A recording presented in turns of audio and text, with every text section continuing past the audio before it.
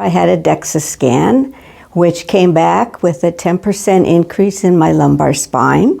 And all of the tests that I have had increased my bone density. My femoral neck went from a -4.0 to a -2.3 thanks to coming to OsteoStrong for 13 months. And especially in my hip, a 7.7% increase, but also in my back and my neck. So I'm thrilled to be here.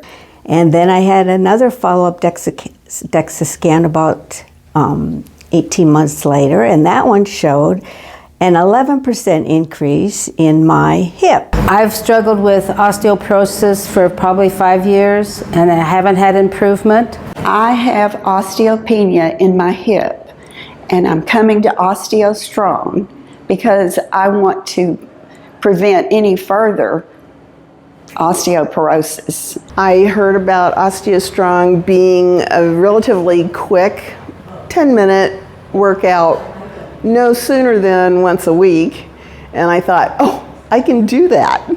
And so I gave it a try, and I love it. The people here are amazing coaches.